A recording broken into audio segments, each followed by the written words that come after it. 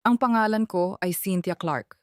Sa loob ng maraming taon, may sikreto akong itinago sa lahat ng malalapit sa akin. Kumikita ako ng 33,000 dolyar bawat buwan bilang senior project manager sa isang malaking tech company.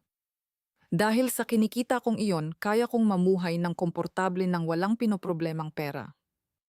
Pero sa paningin ng pamilya ko, ako pa rin ang disappointment, ang anak na hindi kailanman nakapantay sa kuya ko. Siya ang success story ng pamilya, ang ipinagmamalaking tagapagpatuloy ng pangalan namin. Samantalang ako naman ay simpleng tahimik na pagkabigo na pumili ng landas na hindi nila nirespeto at ni minsan ay hindi nila sinubukang unawain. Nang gabing iyon, habang naghahapunan kami bilang pamilya, nagpasya akong subukan sila. Nagpanggap akong may malubhang sakit ang mga magulang ko at sinabi kong kailangan nila ng agarang gamutan. Maingat kong binanggit ang gastos habang pinagmamasdan ang mga mukha nila habang nagsasalita ako. Gusto kong malaman kung minsan man lang ay papanig sila sa akin gaya ng walang sawang pagsuporta nila sa kuya ko kahit gaano pa kahirap ang sitwasyon. Pagkatapos kong magsalita, may nagbago sa paligid ng mesa. Nagpalitan sila ng tingin, may dahan-dahang nagbaba ng kubyertos, at sa katahimikang iyon doon ko naunawaan na malalaman ko na sa wakas kung ano talaga ang tunay kong lugar sa sarili kong pamilya. Kung nagugustuhan mo ang kwentong ito hanggang ngayon, pindutin mo ang like button at mag-iwan ng comment kung saan ka nanonood at anong oras na dyan sa lugar mo. Gustong-gusto kong basahin ang mga iyon at makita kung gaano karaming tao mula sa iba't ibang bahagi ng mundo ang nakikinig. Napakalaking bagay noon para sa akin. Kapag binabalikan ko kung paano nauwi ang buhay ko sa ganitong direksyon, naiisip kong maraming desisyon ang nagdala sa akin dito. Pagkatapos kong makatapos ng kolehiyo, agad akong nagdesisyong bumukod at akuin ng mag-isa ang lahat ng gastusin ko nang hindi umaasa sa kahit anong tulong mula sa pamilya ko. Nangangahulugan iyon ng paghahanap ng maliit na apartment malapit sa public transit, mahigpit na pagbabudget para sa renta at utilities, at pagtanggap ng mga part-time jobs habang naghahanap ng full-time opportunity sa project management. Nagsimula ako sa mga junior role kung saan trabaho kong mag-track ng timelines para sa software releases at mag-coordinate sa pagitan ng developers at stakeholders. Mahahabang oras ang ginugol ko sa pag-aaral ng mga tools tulad ng Jira at Agile methodologies na tumulong sa akin para makapag-deliver ng projects ng mas maaga sa schedule at makakuha ng pagkilala mula sa mga supervisors. Bawat matagumpay na project ay nagbukas ng mas malalaking responsibilidad mula sa pamamahala ng cross-functional teams hanggang sa paghawak ng mga budget na umaabot sa milyon-milyon. Naabot ko ang posisyon bilang Senior Project Manager matapos ang maraming taon ng pagpapatunay ng pagiging maaasahan sa mga high-stakes initiatives sa isang malaking tech firm. Kasama sa trabahong iyon ang pakikipag-negotiate sa vendors, pag-manage ng risks habang may deployments at pagtiyak na tugma ang client requirements sa technical capabilities ng team. Ang kompensasyon ay sumasalamin sa antas ng expertise na iyon at nagbigay sa akin ng tuloy-tuloy na mataas na kita na unti-unting nakabuo ng malaking ipon sa paglipas ng panahon. Sa kabila ng financial stability ko, sinadya kong iwasan ang mga bagay na halatang nagpapakita ng yaman. Nanatiling simpleng one-bedroom apartment lang ang bahay ko na may basic furniture na nakatuon sa comfort kaysa sa forma. Praktikal na sedan pa rin ang sasakyan ko dahil matipid ito sa gasolina at mababa ang maintenance costs. Kadalasan, simpleng grocery lang para sa mga lulutuin kong pagkain ang routine ko sa gabi dahil mas inuuna ko ang nutrition kaysa pagkain sa labas. Sa paglipas ng mga taon, paulit-ulit na ipinakita ng mga pakikisalamuha ko sa pamilya ang malaking pagkakaiba sa paraan namin ng pagtingin sa tagumpay. Para sa mga magulang ko at sa kuya ko, ang tunay na sukatan ng success ay ang manatiling konektado sa trucking company ng pamilya. Ang pagpili ko ng corporate tech career ay madalas magdulot ng mga komentong tila sinasabing kulang sa seguridad ang landas na pinili ko kumpara sa tradisyon ng pamilya. May nakatagong pahiwatig ang mga usapang iyon na tila hindi sapat ang mga narating ko dahil wala ito sa business legacy ng pamilya. Kapag nagkukuwento ako tungkol sa promotions ko, magalang nila iyong kinikilala pero mabilis ding bumabalik ang usapan sa negosyo ng pamilya. Unti-unting pinatibay ng pattern na iyon ang pagitan ng pananaw namin tungkol sa fulfillment at tagumpay. Para maiwasan ang anumang pagbabago sa dynamics namin dahil sa pera, maaga kong piniling itago sa kanila ang eksaktong halaga ng kinikita ko. Alam kong ang pagbabahagi ng detalye tungkol sa income ko ay maaaring magdala ng expectations or requests na sisira sa independence na pinaghirapan kong buuin. Ang pagiging pribado tungkol sa pera ang tumulong para manatiling nakatuon ang interactions namin sa ibang bagay at hindi sa obligasyon. Ang araw-araw kong routine ay umiikot sa mabibigat na professional demands na nangangailangan ng mabilis na adaptation at malinaw na decision-making. Sa umaga, nire-review ko ang dashboards para makita ang project health. Sa hapon naman, nakatuon ako sa pagresolba ng blockers sa pamamagitan ng team discussions at sa gabi ay tinatapos ko ang documentation updates. Mahigpit at nakakapagod ang ritmo ng buhay na iyon, pero nagbibigay ito sa akin ng satisfaction dahil nakikita ko mismo ang progreso ng mga bagay na pinaghirapan ko. Ang balanse ko sa buhay sa labas ng trabaho ay nagmumula sa mga simpleng gawain na epektibong nagpapanumbalik ng enerhiya ko. Tuwing weekend, nag-hike ako sa mga malalapit na parke para makapaglabas ng stress habang nakikinig sa mga podcast tungkol sa industry trends upang manatiling matalas ang kaalaman ko nang walang pressure ng formal na pag-aaral. Paminsan-minsang coffee meetups kasama ang mga katrabaho ay natural na nakatulong sa pagbuo ng networks na naging mahalaga rin sa paglago ng karir ko. Ang lahat ng iyon ang bumuo ng lifestyle na nakasandig sa self-reliance at tahimik na kasiyahan. Ang mga professional milestones tulad ng matagumpay na pagligtas sa isang problemadong project o pagme-mentor sa mga junior employees ay lalo pang nagpapatibay sa halaga ng sariling pagsisikap. Ang emosyonal na katatagan ko ay nagmumula sa mga desisyong nakaayon sa personal kong priorities at hindi sa paghahanap ng validation mula sa ibang tao. Kapag binabalikan ko ang pundasyong iyon ng pagiging independent, mas malinaw kong nauunawaan kung bakit ang mga sumunod na nangyari sa pamilya ko ay parehong hindi nakakagulat at kinakailangang harapin ng direkta. Ang mga nakasanayang mabuhay ng mag-isa ang naghanda sa akin para mapanatili ang boundaries ko kapag kailangan. Patuloy na lumalago ang contentment ko mula sa mga tagumpay na pinaghirapan ko nang walang kompromiso. Isang gabi, ilang buwan na ang nakalipas dumaan ako nang walang abiso sa bahay ng mga magulang ko para maghatid ng ilang grocery na nabanggit ni Mom na kailangan nila noong huli kaming nagkausap. Nagsimula ng normal ang pagbisita ko. May simpleng kwentuhan sa kusina habang tinutulungan kong mag-unpack ng mga pinamili at nag-uusap kami tungkol sa mga kapitbahay at araw-araw na routine.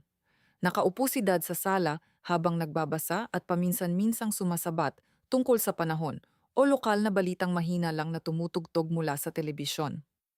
Nang natural na tumigil ang usapan, pumunta ako sa hallway para isabit ang coat ko at doon ko narinig ang mga boses mula sa study room na bahagyang nakabukas ang pinto. Mahina silang magsalita ni Mom at ng kuya kong si Jason, pero malinaw pa rin itong dinadala ng katahimikan sa loob ng bahay habang pinag-uusapan nila ang isang agarang problema kaugnay ng trucking company na full-time niyang pinamamahalaan. Ang usapan nila ay tungkol sa isang malaking investor na bigla na lang umatras matapos makita ang mga financial reports na naglantad ng napakalaking utang na lampas na sa kayang dalhin ng operasyon ng kumpanya. Narinig kong nag-aalala si Mom kung paano nila mababayaran ang mga drivers at mechanics sa susunod na payroll nang hindi gagalawin ang personal savings nila na nakalaan sana para sa retirement. Hindi na tayo pwedeng magpanggap na maayos ang lahat habang tambak ng tambak ang mga bayarin, sabi niya na halatang puno ng frustration sa matalim niyang pananalita. Sumagot si Jason ng depensibo at inamin na ang personal expenses niya para sa mga bagong equipment at biyahe ay mas lumaki kaysa sa inaasahan. Akala ko mas mabilis magbabalik ang investments na iyon, pero hindi na ganoon kalakas ang kita sa mga roots, paliwanag niya habang halatang pagod at tila ipinagtatanggol ang mga desisyong ginawa niya nang hindi lubusang pinag-uusapan. Ang mga detalye ng usapan nila ay nagpakita ng nakababahalang larawan ng kakulangan sa cash flow na nagbabanta sa mga kontrata para sa regional halls na siyang pangunahing pinagmumulan ng kita ng kumpanya. Ang pagpapalawak nila ng operasyon sa mas malalayong ruta ay nangailangan ng mga loan na ngayoy sinisingil ng mas maaga dahil sa hindi nila pagtupad sa mga kondisyon na konektado sa profit margins. Pinipilit ni Mom na magbawas ng gastos pero tumututol si Jason dahil maaapektuhan daw nito ang papel niya sa operasyon at ang loyalty ng mga empleyadong matagal na nilang kasama. Ang marinig mismo ang pag-amin na iyon ay agad nagpabago sa pananaw ko tungkol sa mga kahinaang matagal nilang itinatago sa likod ng mga dati nilang assurance na maayos at matatag ang negosyo. Ang kumpanya ay higit pa sa pinagkakakitaan. Simbolo iyon ng family legacy na ilang dekadang inalagaan ng mga magulang ko bago nila unti-unting ipinasa kay Jason ang pamamahala. Malinaw na ang mga spending habits niya mula sa mamahaling sasakyan hanggang sa mahahabang biyahe na tinatawag niyang networking opportunities ay malaking dahilan ng kasalukuyang problema ng walang sapat na balik na kita. Nang unti-unting humina ang mga boses nila habang lumalalim ang usapan sa loob ng silid, bumalik ako sa kusina at nagpanggap na parang wala akong narinig habang tahimik na pinoproseso ang lahat. Nang gabing iyon din nag-message ang malapit kong kaibigang si Sarah matapos ang trabaho dahil may narinig daw siya mula sa professional circles tungkol sa mga kahalintulad na problemang kinakaharap ng mga lokal na transport firms. Hey, okay lang ba talaga ang business ng pamilya ninyo? May narinig akong hindi magandang usap-usapan ngayon. Sulat ni Sarah habang maingat niyang ibinibigay ang context mula sa mga loan discussions sa bangko nila nang hindi lumalabag sa privacy ng kahit sino. Halos eksaktong tumugma ang mensahe niya sa mga bagay na hindi ko sinasadyang marinig ilang oras bago iyon. At kinumpirma nitong ang pag-aalala ng investors ay nagsimula matapos makita sa audited reports ang mga withdrawals na nakalabel bilang personal expenses imbes na operational necessities. Nanganganib na mapasailalim sa restructuring ang kumpanya kung hindi agad makakahanap ng bagong kapital, bagay na maaring humantong sa pagkuha ng assets o sa pilitang pagbebenta ng mga truck na mahalaga sa araw-araw na operasyon. Idinagdag pa ni Sarah na handa siyang makinig kung gusto kong pag-usapan iyon ng pribado paalala ng pagkakaroon ko ng suportadong pagkakaibigan sa labas ng obligasyon sa pamilya. Ang kombinasyon ng lahat ng iyon ay nagdulot ng magkahalong emosyon na matagal kong dinala hanggang gabi habang unti-unting nagsisettle ang mga katotohanan sa isip ko. Totoo ang pag-aalala ko para sa mga magulang ko na ngayoy nahaharap sa kawalang katiyakan sa mga panahong dapat sanay panatag na sila dahil umaasa sila sa matatag na kita mula sa negosyo. Pero kasabay ng simpatsya ay bumalik din ang matagal ko ng tanong tungkol sa pagiging patas sa paraan ng pagsuporta nila dahil sa paglipas ng panahon ay si Jason palagi ang pinapaboran pagdating sa mga venture at tulong pinansyal. Ang biglaang kaalamang iyon ay nagtulak sa akin na pag-isipan ng mabuti kung hanggang saan lang ba dapat ang involvement ko sa mga bagay na dati kong inakalang hindi ko kailangang pakialaman. Nagahalo ang pag-aalala at pag-iingat na nabuo mula sa paulit-ulit na karanasang halos iisang direksyon lang dumadaloy ang mga hiling para sa tulong. Habang mas lumilinaw sa neutral na pananaw ni Sarah ang magiging epekto nito sa araw-araw na operasyon at sa mga empleyado, mas lalo kong nauunawaan ang kabigatan ng sitwasyon.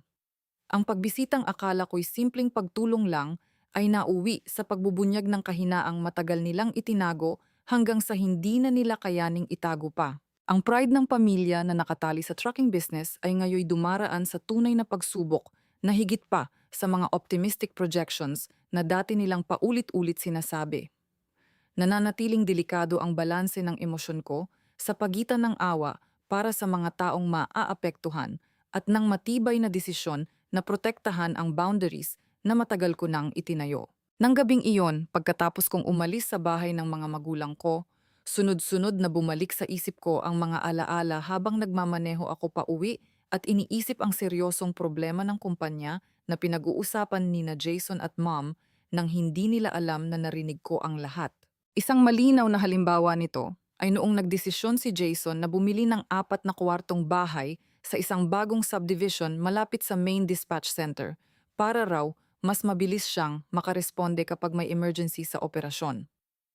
Agad na kinuha ni Mom ang pera mula sa certificate of deposit nila para mabayaran ang malaking down payment. Ipinaliwanag niyang makakatulong daw iyon para mas maayos na mapangasiwaan ni Jason ang negosyo araw-araw. Samantalang nang humingi ako ng tulong para sa bayad sa advanced certification fees ko agad iyong tinanggihan dahil kailangan daw ingatan ang cash flow para sa mga hindi inaasahang repair ng mga lumang trailer. Isa pang pagkakataon ay noong pinalitan ni Jason ang sasakyan niya ng heavy-duty pickup na may towing package para raw magamit paminsan-minsan sa paglipat ng kagamitan sa pagitan ng warehouses. Walang pag-aalinlangang binayaran ng mga magulang ko ang diferensya sa presyo matapos ang trade-in dahil para sa kanila ay praktikal na gastusin iyon na makakatulong sa efficiency ng negosyo kapag may client visits o site inspections. Sa kabilang banda, nang kailangan ko ng mas maayos na laptop para kayanin ang mas malalaking datasets sa trabaho, ang natanggap kong sagot ay kailangan daw bantayang mabuti ang discretionary spending dahil pabago-bago ang shipping volumes depende sa season. Sa mga neighborhood block party, madalas ikuwento ng mga magulang ko kung paano raw napalawak ni Jason ang partnerships sa mga regional warehouses na nagdagdag ng 20% sa weekly loads sa loob lamang ng isang quarter. Ipinagmamalaki ni Dad kung paano muling nakipag-negotiate si Jason sa fuel suppliers para mapababa ang rates para sa buong fleet dahilan para mapahanga ang ibang business owners na nakapaligid sa mga cooler at grills. Ang mga kwentong iyon ang naglagay kay Jason bilang mahusay na leader na nagpapatuloy sa trucking legacy na sinimulan ng mga magulang ko ilang dekada na ang nakalipas gamit lamang ang ilang sasakyan. Samantala kapag may nagtatanong tungkol sa trabaho ko sa pagmamanage ng software rollouts o pag-coordinate ng remote teams, maikli lang ang sagot bago muling bumalik ang usapan sa mga bagong hires ni Jason o sa route optimizations niya na nakapagpabilis daw ng deliveries. Napakakinis, ngunit paulit-ulit nangyayari ang paglipat ng usapan, kaya pakiramdam ko'y simpleng side note lamang ang mga achievements ko kumpara sa developments ng kumpanya na sinusubaybayan ng lahat. Lalo lamang pinagtibay ng ganitong dynamics kung saan talaga nakatuon ang pride ng pamilya. Tuwing Christmas dinner, halos pare-pareho ang takbo ng usapan habang ikinukuwento ni Jason kung paano siya nagpatupad ng bagong tracking software sa mga truck para mapahusay ang real-time monitoring para sa mga kliyenteng umaasa sa eksaktong arrival windows. Ipinagmamalaki ni Mom kung paano raw nakatulong ang mga pagbabagong iyon para makahikayat ng mas malalaking accounts na dati nagdadalawang isip dahil sa mga alalahanin tungkol sa reliability sa gitna ng matinding kompetisyon sa bidding processes. Malaya at walang tigil ang papuri para sa mga inisyatibong pinangunahan ni Jason. Samantalang, ang mga kuwento ko tungkol sa tagumpay ko sa pagpapabilis ng internal processes sa trabaho ay tinatanggap lamang ng may magalang na interes bago mabilis na bumalik ang usapan sa business projections para sa susunod na taon. Kapag binabalikan ko ang mga pattern na iyon, seryoso kong kinu-question kung tama bang magbigay ako ngayon ng walang kondisyong tulong pinansyal habang nahaharap ang kumpanya sa pagkawala ng investors at lumalaking utang. Ang basta pagbibigay ng resources ay maaaring magpatuloy lamang sa one-sided na sistema ng suporta na matagal ko nang nararanasan sa buong adult life ko nang walang anumang patunay ng patas na pagbabalik o reciprocity. Totoong nakababahala ang crisis na narinig ko dahil nakataya rito ang retirement security ng mga magulang ko na matagal nang nakadepende sa performance ng negosyo. Ngunit ang matagal na favoritism ay naging hadlang para maging madali ang pagbibigay ng tulong ng walang pagdadalawang isip. Ang pag-iisip kung gaano ako makikialam ay nangangahulugang kailangan kong tanggapin kung paano hinubog ng mga nakaraang karanasan ang pag-aatubili kong magbigay ng pera nang walang safeguards o pagkilala sa mutual na pangangailangan. Ang sama ng loob mula sa mga hiling kong hindi pinansin noong mahahalagang yugto ng karir ko ay nananatiling nakatago sa ilalim ng simpatsya ko para sa sitwasyon nila. Ang pagbabalanse ng tunay na pag-aalala at ng pangangailangang protektahan ang sarili ay nangangailangan ng tapat na pagsusuri kung magbabago ba ang mga nakasanayang pattern kapag nasa ilalim sila ng pressure o mananatili itong matigas at hindi magbabago. Doon, nagsimulang mabuo sa isip ko ang alternatibo, subukan ang magiging reaksyon ng pamilya ko sa pamamagitan ng pansamantalang pagbabaligtad ng sitwasyon gamit ang isang gawa-gawang personal na problema na mangangailangan ng tulong nila. Ang pag-frame nito bilang health expenses para sa mga magulang ko ay may kakaibang irony habang nagbibigay sa akin ng pagkakataong makita nang malinaw kung ano talaga ang priorities nila kapag nasa aktwal na sitwasyon. Ang halagang 15,000 dolyar ay sapat na kapani-paniwala para sa mga medical procedures na hindi sakop ng insurance, isang problemang maraming tao ang biglaang kinakaharap. Pinlano kong ilabas ang usapin sa isang weekend dinner para maging natural ang daloy nito sa loob ng pamilyar na kapaligiran. Ang timing ay itinapat ko sa kalagitnaan ng hapunan kapag relaxed na ang usapan at hindi agad magiging defensive ang lahat. Inihanda ko pa kung paano ilalarawan ang sintomas at mga gastos para manatiling believable ang buong sitwasyon habang inoobserbahan ko ang mga reaksyon nila. Lalong tumaas ang emosyonal na bigat nito nang ma-realize kong ang magiging resulta ng test na iyon ang magiging basehan ko sa mas malalaking desisyon tungkol sa posibleng pagtulong sa kumpanya.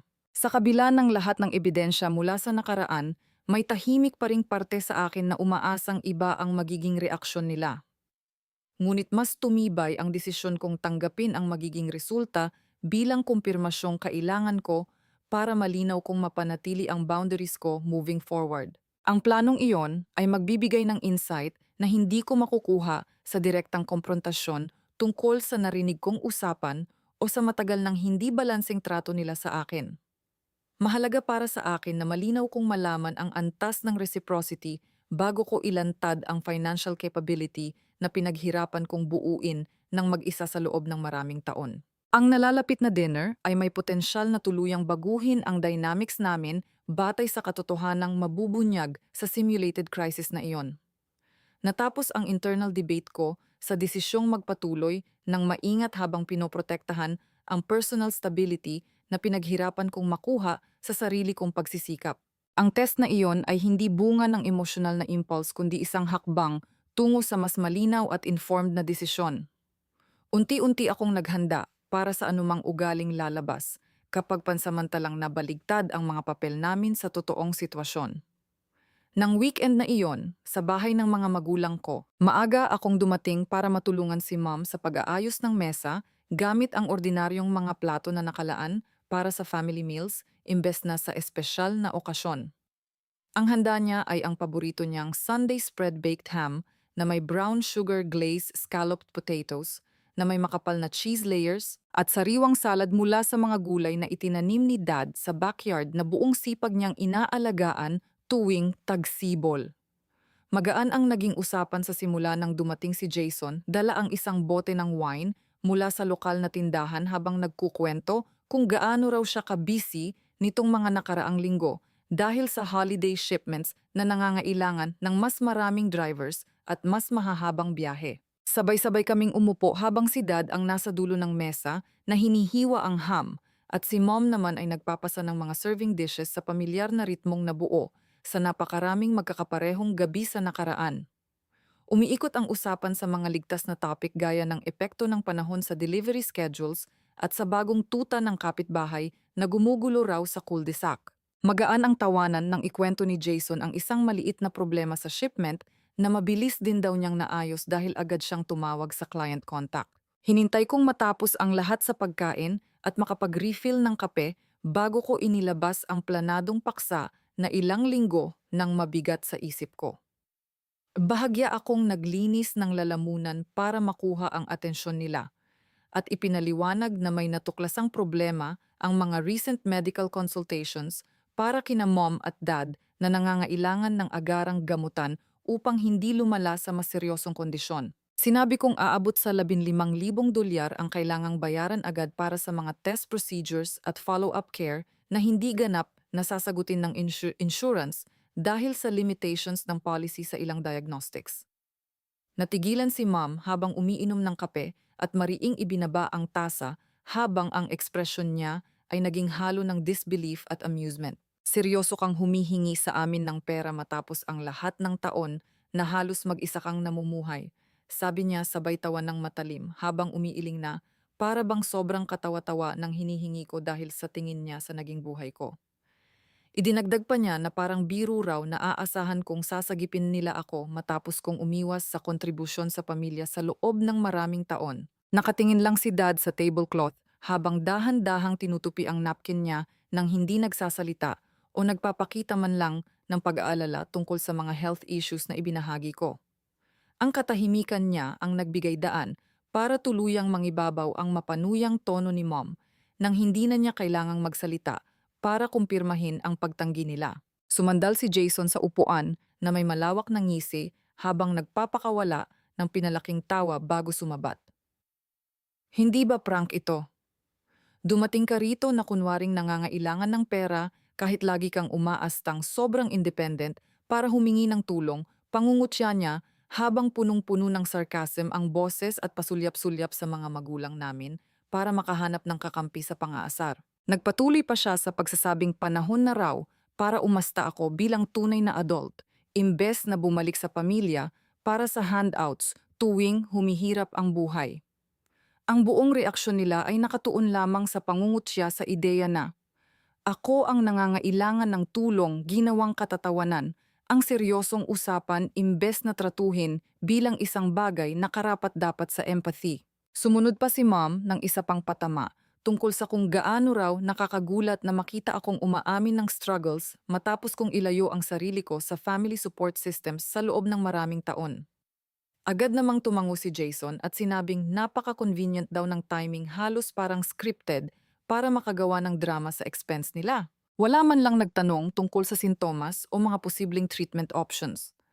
Tinrato nila ang buong sitwasyon bilang pagkakataon para mangutya imbes na bilang usapin ng pamilya na nangangailangan ng pag-unawa. Lalong lumala ang pang-aasar nang magsimula silang magbanggit ng mga desisyong ginawa ko noon, tulad ng pagtanggi kong maging mas involved sa negosyo ng pamilya na sana raw ay nagbigay sa akin ng mas magandang financial position ngayon.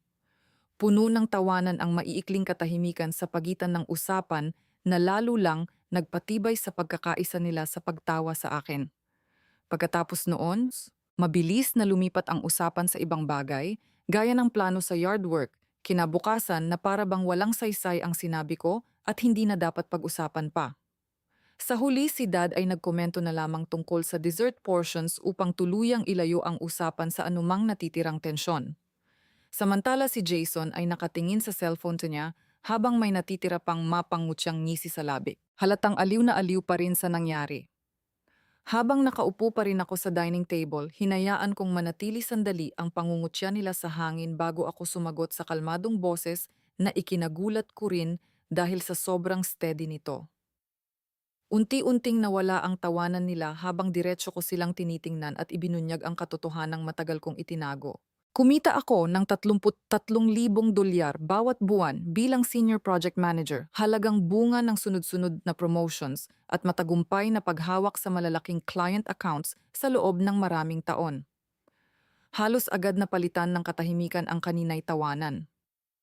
Bahagyang nabuka ang bibig ni Mom sa pagkabigla habang si Dad ay hindi mapakali sa upuan at iniiwasan ang tingin ko. Nakatingin lang si Jason sa akin nang nanlalaki ang mata habang tuluyang nawawala ang dating ngisi niya habang unti-unting nagsisink in ang sinabi ko.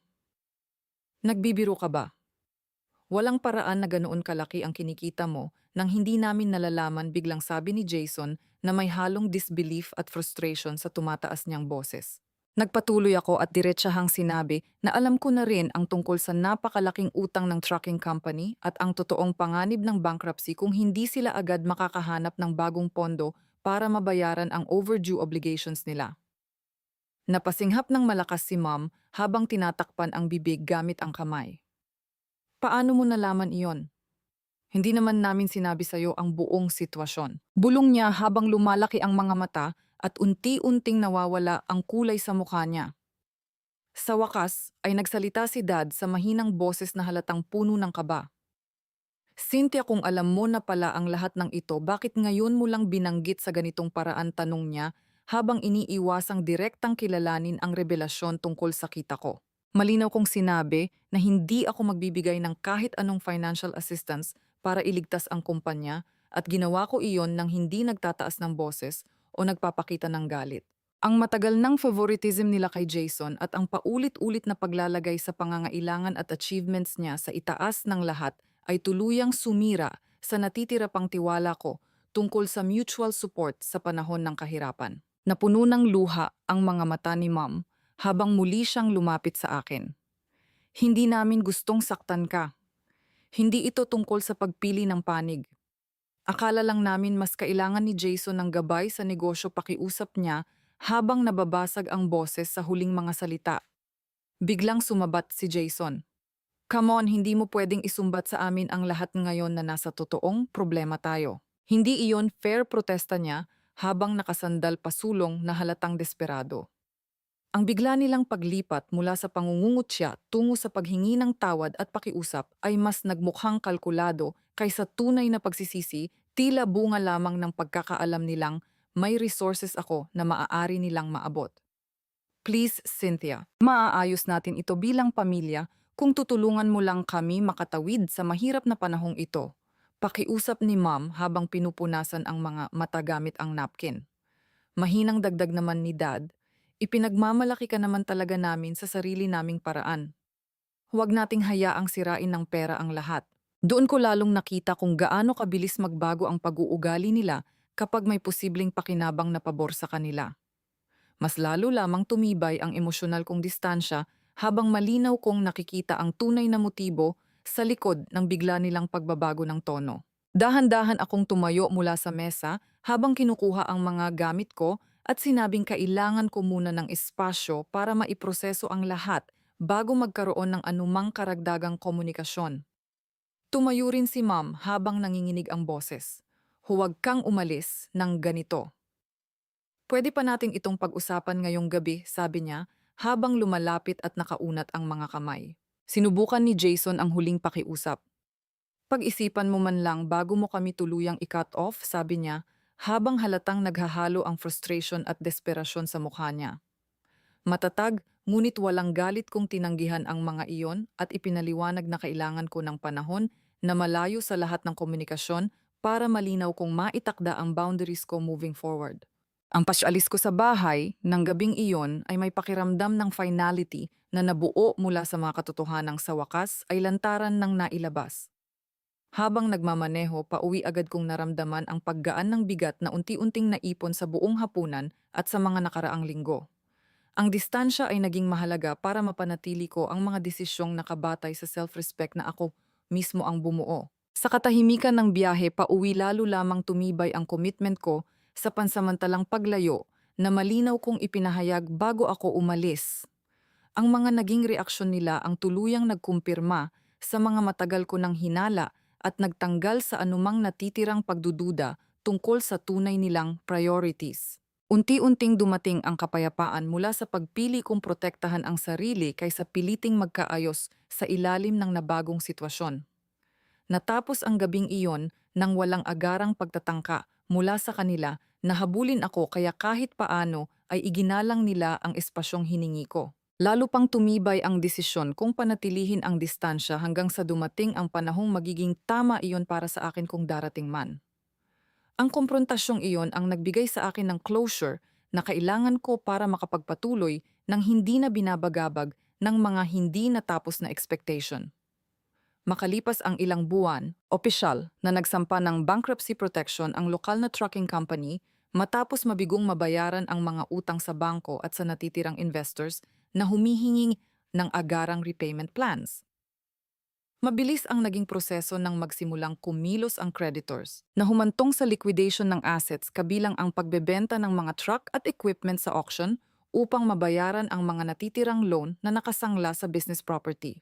Ipinakita ng mga court documents ang maraming taon ng operating losses na itinago sa pamamagitan ng creative accounting practices na nagpaliban lamang sa pagkilala sa tunay na problema hanggang sa maging huli na para maisalba pa ang kumpanya. Ang mga dating investors na nawalan ng malaking kapital ay nagsampa rin ng mga kaso laban kay Jason dahil umano sa maling representasyon niya ng financial health ng kumpanya habang naghahanap ng dagdag na investments. Nakatuon ang mga aligasyon sa hindi niya pagsisiwalat ng mga personal withdrawals na ginamit sa mga bagay na walang kinalaman sa negosyo, dahilan upang lalong humina ang cash reserves na kritikal para sa araw-araw na operasyon. Sa discovery phase ng kaso, lumabas ang mga email trails at bank records na sumusuporta sa mga akusasyong may mga misleading statements siyang ginawa upang mapanatili ng artipisyal ang kumpiyansa ng investors.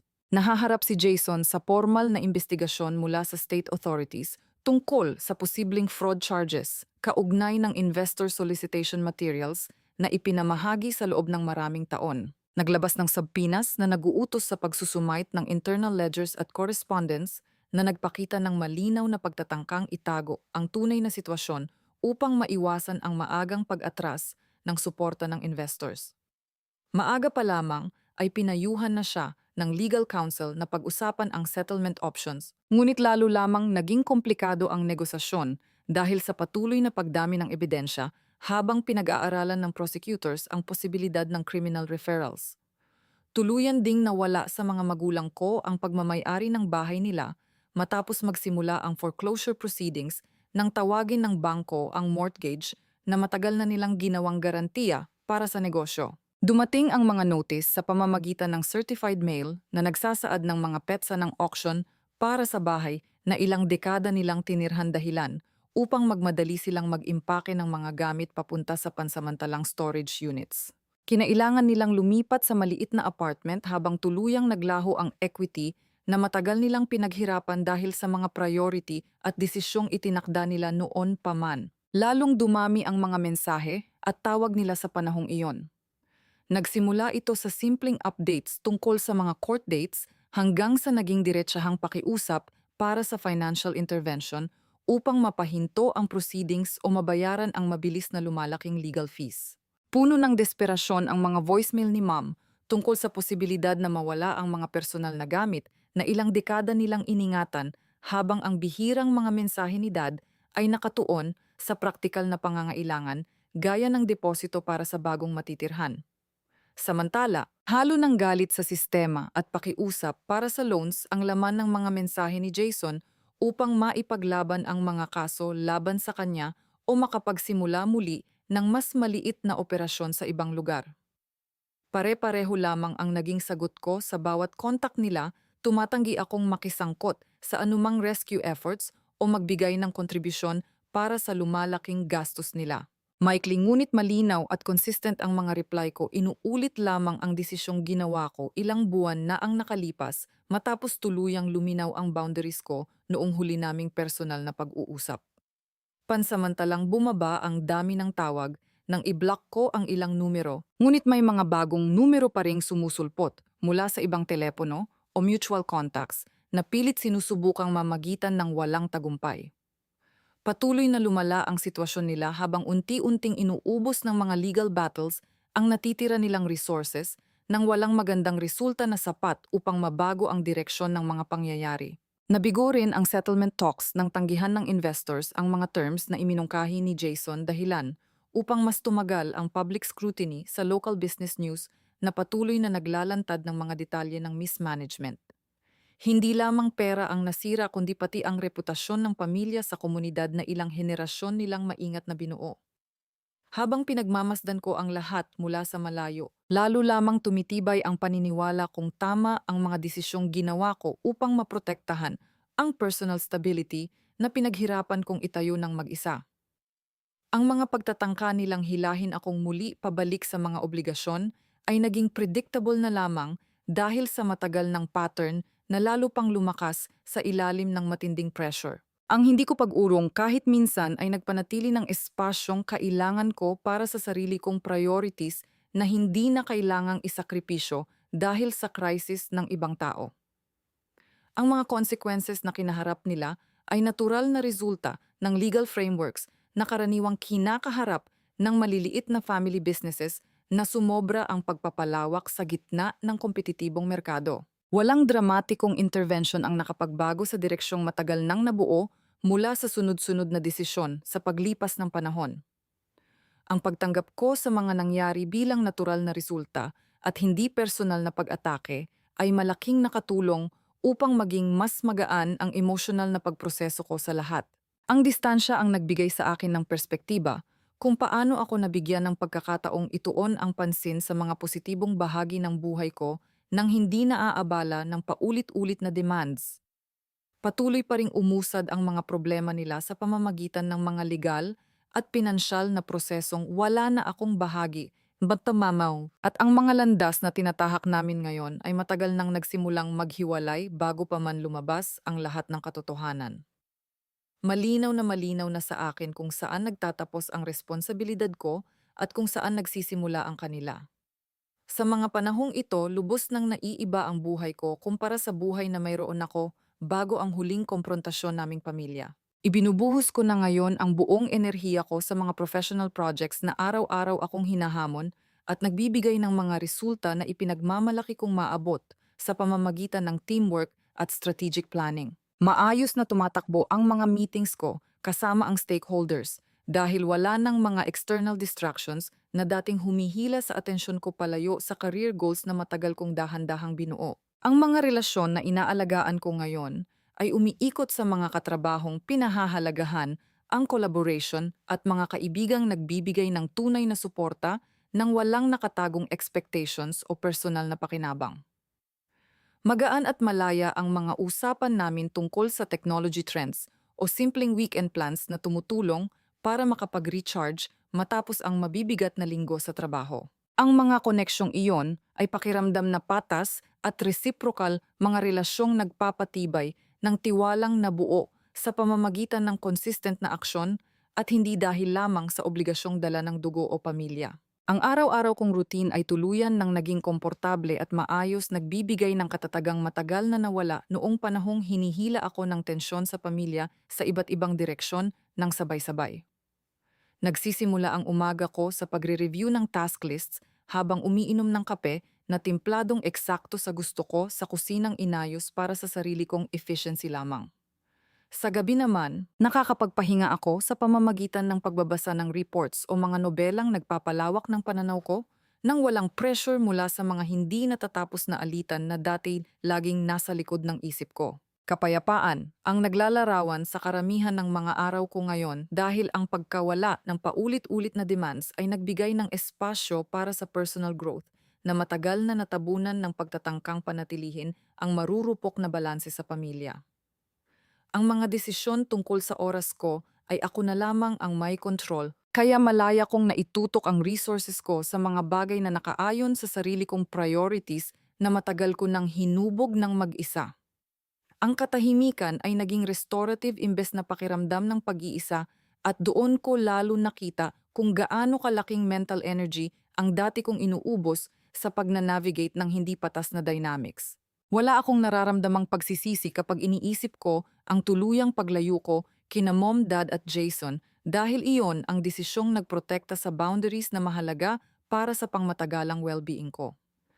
Tinapos ng distansya ang walang katapusang cycle ng disappointment na nakaugat sa hindi magkatugmang expectations kahit ilang beses ko pang sinubukang ayusin ang agwat sa pagitan namin. Ang pagtanggap ko na permanente na ang cut-off ay nagdala ng ginhawang nakaugat sa self-respect na napreserba ko sa pamamagitan ng matatag na paninindigan.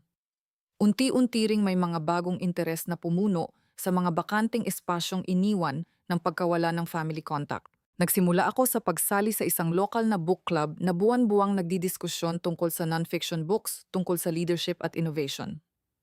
Tuwing weekend naman, nagvo-volunteer ako sa mga community tech workshops kung saan nagtuturo ako ng basic coding sa mga kabataang kulang sa oportunidad, bagay na nagbibigay sa akin ng fulfillment dahil naibabahagi ko ang skills na matagal kong pinaghirapang hasain sa trabaho. Natuloy rin ang mga plano kong mag-travel sa mga kalapit na syudad at maranasan ang kalayaang mag-explore at magdesisyon ng hindi kailangan ng approval o koordinasyon mula sa iba. Mas malinaw kong nararamdaman ang freedom sa bawat araw dahil nakakagawa ako ng mga desisyon ng hindi nagdadalawang isip tungkol sa magiging reaksyon ng mga taong konektado lamang sa akin dahil sa nakaraan at hindi dahil sa tunay na compatibility sa kasalukuyan.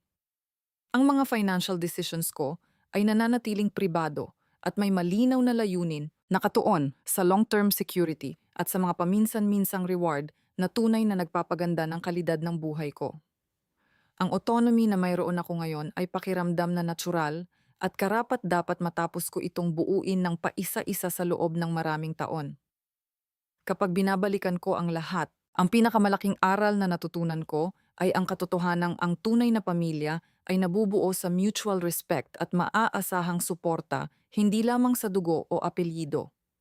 Hindi kayang bilhin ng pera ang totoong koneksyon kapag matagal nang nasira ang pundasyon ng tiwala dahil sa paulit-ulit na hindi balanseng pagtrato na palaging pumapabor sa isang panig. Ang pagpili sa self-respect kaysa manatiling nakakapit sa toxic na relasyon ang nagpanatili sa personal integrity ko, bagay na mahalaga para makabuo ng mas malusog na relasyon sa ibang tao at magbigay ng espasyo para sa mga koneksyong nakabatay sa magkaparehong values at tunay na pag-aaruga sa isa't isa. Maraming salamat mula sa kaibuturan ng puso ko sa pananatili hanggang sa pinakadulo ng kwentong ito. Napakalaking bagay para sa akin na naglaan ka ng oras para pakinggan ang bawat bahagi nito. Ang suporta ninyo ang dahilan kung bakit patuloy na lumalakas ang mga channel na tulad nito. Kung may bahagi rito na tumama sa'yo o kung may naranasan kang kahalintulad nito, malaya mong ibahagi ang iyong saloobin o karanasan sa comments below.